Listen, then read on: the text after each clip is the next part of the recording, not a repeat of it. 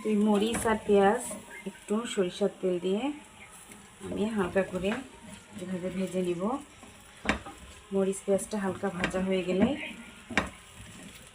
এখানে ধনিয়া পাতাটা দিয়ে সেটা একটু হালকা ভাজবো।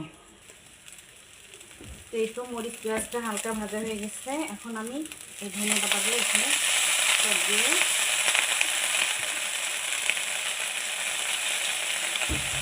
তারপর একটু হালকা এভাবে ভেজে নেব।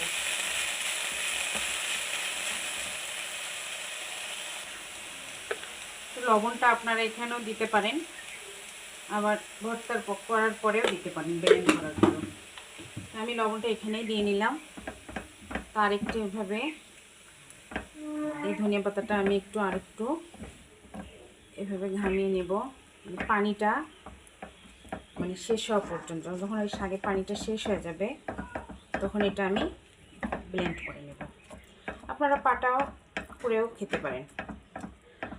আমরা যে পাটায় বাটি, তো পাটার বাটাটা হচ্ছে এখন খুব কষ্টকর হয়ে যায়, সেই জন্যই ব্লেন্ডারে করব।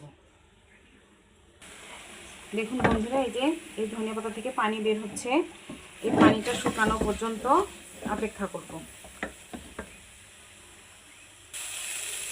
তো পানিটা শুকিয়ে গেছে, এখন আমি এটা ব্লেন্ডারে জারে উঠাবো, তারপর ব্লেন্ড করে নেব।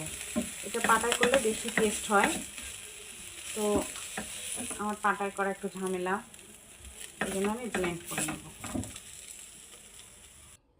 তো এই তো হয়ে গেল ব্লেন্ডারে ধনিয়া পাতার ভর্তা। তো এটা পাটায় পিষলে আরও মিহি হতো, খেতে কিন্তু আরও টেস্ট হতো। তো এই তো হয়ে গেল, দেখুন কত সুন্দর এই ধনেপাতার ভর্তা। তো ভিডিওটি যদি ভালো লাগে লাইক কমেন্ট শেয়ার দিয়ে পাশে থাকবেন। খুদা হাফেজ।